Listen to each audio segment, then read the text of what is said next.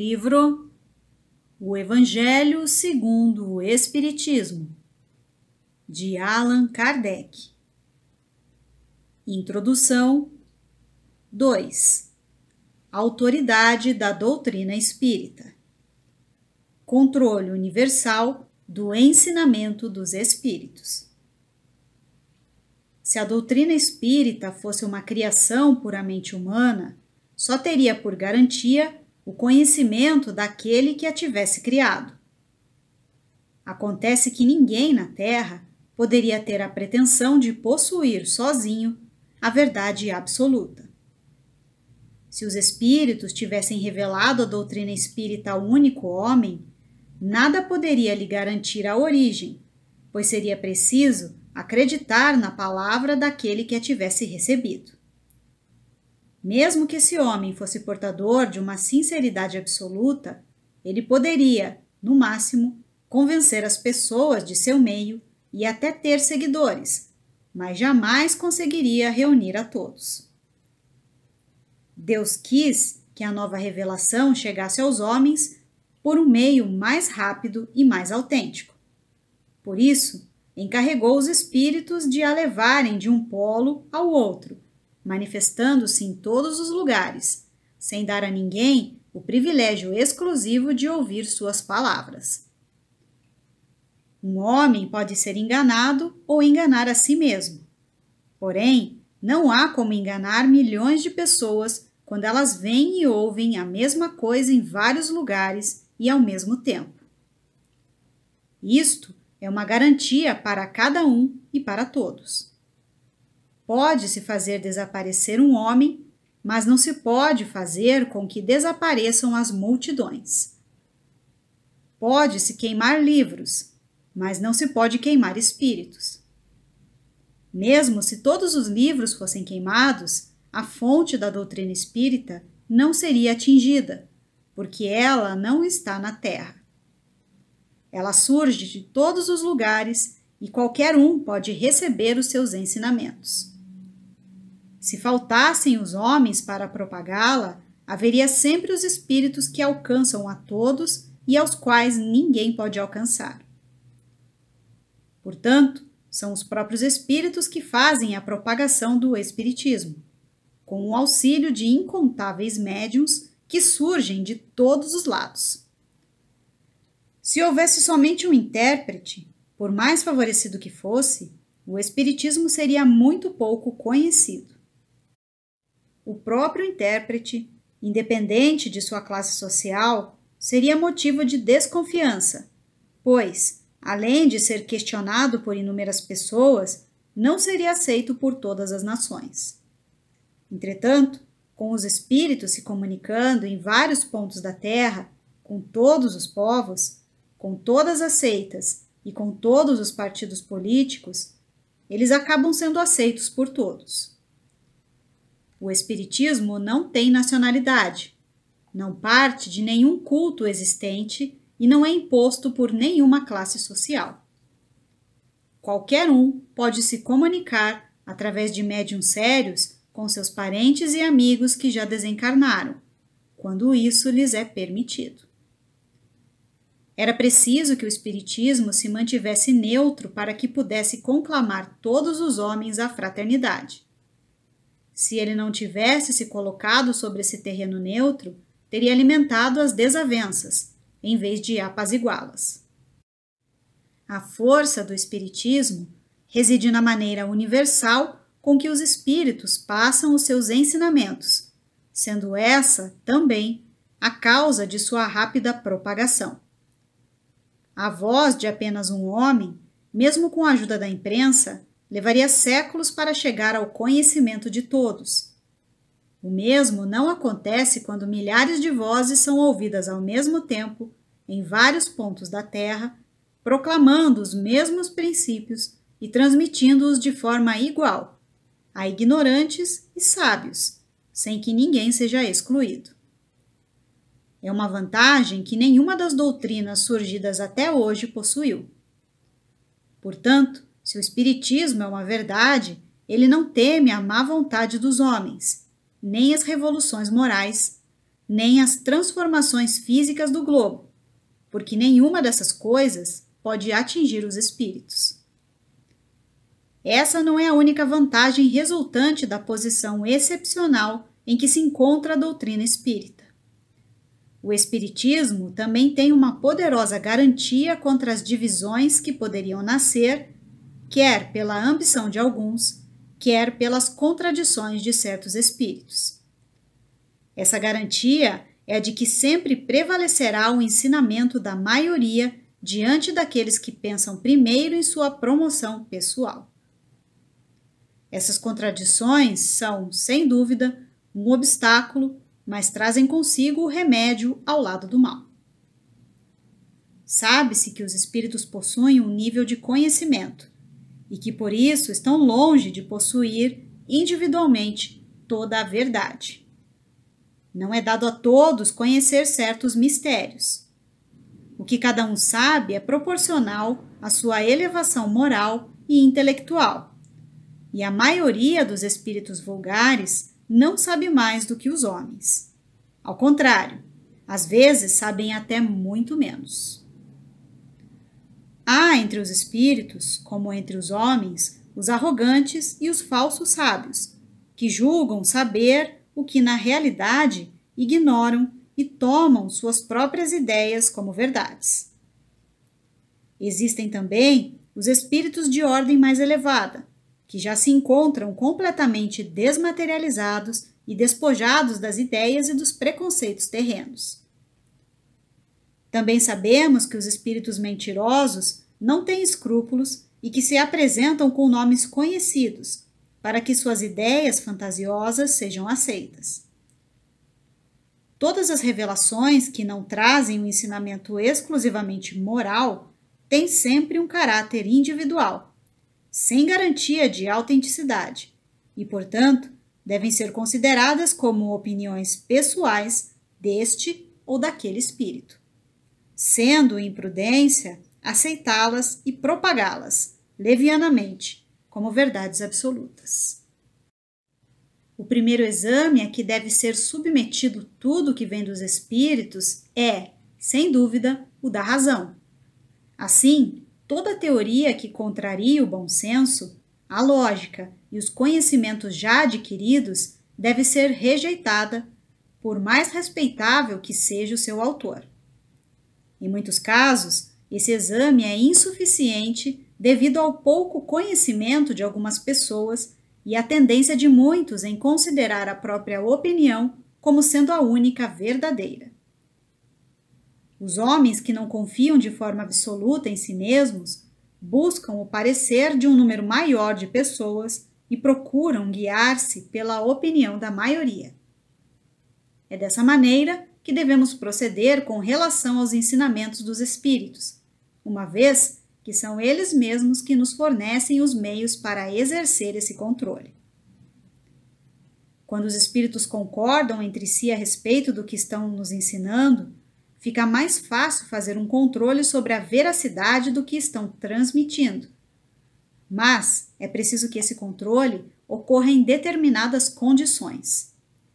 A maneira menos segura para se ter a garantia de que a comunicação é verdadeira é quando o próprio médium pergunta a vários espíritos acerca de uma questão duvidosa. É evidente que, se ele estiver sendo vítima de uma obsessão ou estiver em sintonia com um espírito enganador, esse espírito poderá lhe dizer a mesma coisa usando diferentes nomes. Também não existe garantia suficiente quando ocorre concordância sobre um determinado assunto entre médiuns de um mesmo centro espírita, pois eles podem estar todos sob a influência de um espírito mistificador. A única garantia séria que pode existir quanto ao ensinamento dos espíritos está na concordância das revelações recebidas em lugares diferentes, de maneira espontânea e por um grande número de médiuns estranhos entre si. É claro que não estamos tratando aqui de comunicações relativas a interesses secundários, mas das comunicações que se referem aos princípios básicos da doutrina espírita. A experiência demonstra que, quando um ensinamento novo deve ser revelado, ele é ensinado espontaneamente, em diferentes lugares, ao mesmo tempo e de maneira idêntica, se não quanto à forma, pelo menos quanto ao conteúdo. Se um espírito formular uma teoria baseada em suas próprias ideias e longe da verdade, podemos estar certos de que esta teoria ficará limitada em si mesma e cairá diante da unanimidade das instruções vindas de todas as partes e de maneira idêntica, conforme já demonstrado por vários exemplos. Foi exatamente essa unanimidade que fez cair todas as teorias parciais surgidas no início do Espiritismo, época em que cada um explicava os fenômenos à sua maneira, antes mesmo que as leis que regem as relações do mundo material com o mundo espiritual fossem conhecidas. Essa é a base sob a qual nos apoiamos para formular todos os princípios da doutrina espírita, ou seja, utilizar várias comunicações recebidas por diversos médiuns em lugares diferentes, não havendo entre eles qualquer relacionamento.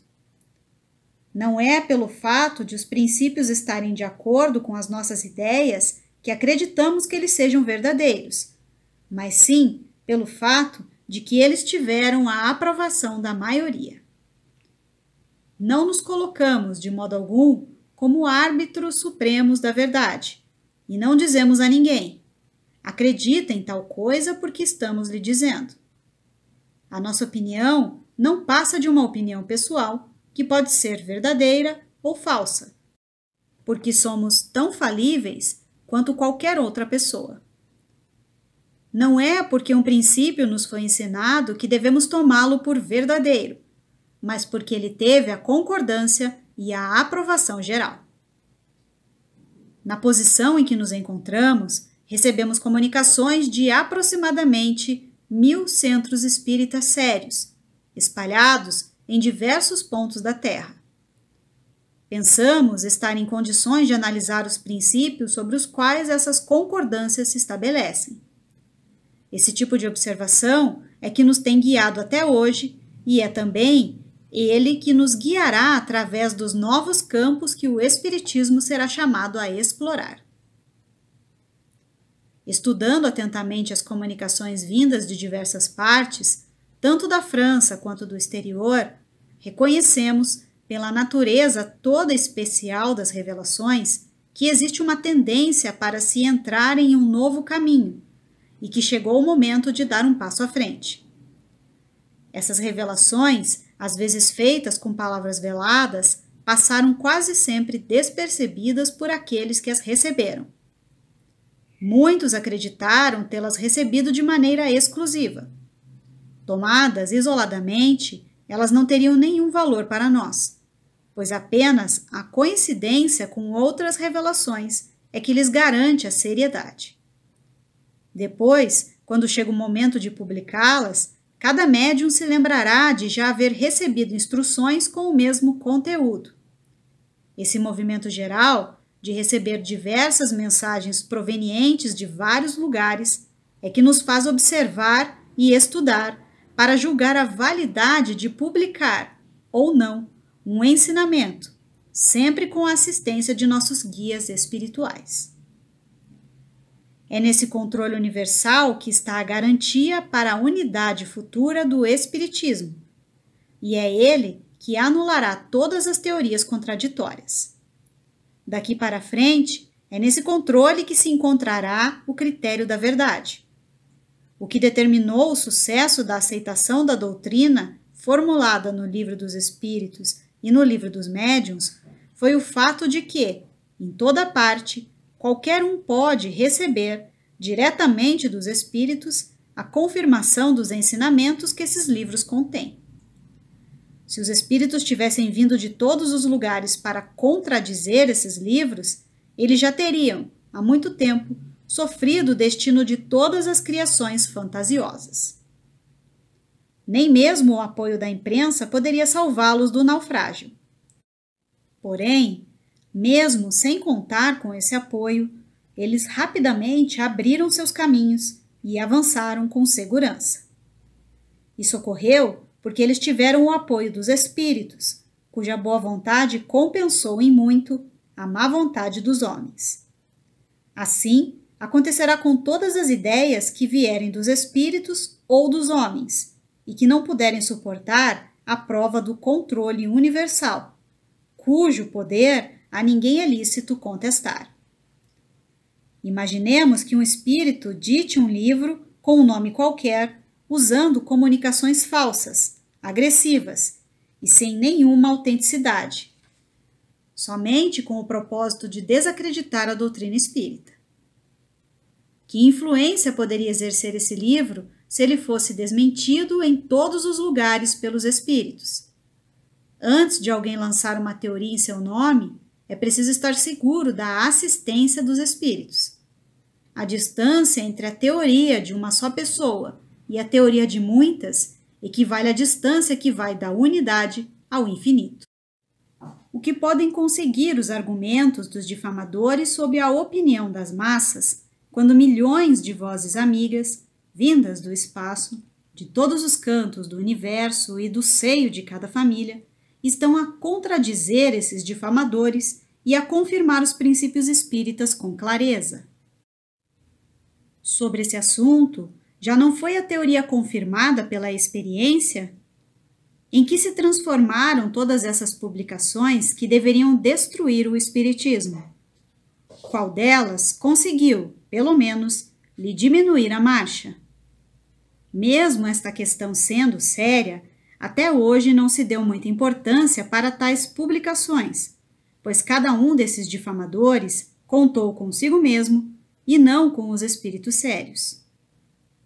Não há dúvida de que o princípio da concordância é uma grande garantia contra as alterações que as seitas, em proveito próprio, pretendessem introduzir no espiritismo, apoderando-se de seus conceitos e utilizando-os a seu bel prazer. Quem quer que tentasse desviar a doutrina espírita do seu objetivo principal, fracassaria, pela simples razão de que os espíritos, pela universalidade de seus ensinamentos, fariam cair por terra qualquer modificação que se afastasse da verdade. De tudo isso, resulta uma verdade fundamental, que é a seguinte: todo aquele que quiser se colocar contra a corrente de ideias estabelecidas e aprovadas pelo Espiritismo poderá causar uma pequena perturbação local e momentânea, mas jamais dominar o conjunto de opiniões, nem no presente e muito menos no futuro. Disso resulta também que as instruções dadas pelos espíritos sobre os pontos ainda não elucidados da doutrina espírita não constituem lei, enquanto permanecem isoladas, só devendo ser aceitas, com todas as reservas, a título de informação. Daí a necessidade de se ter a maior prudência na publicação dessas instruções.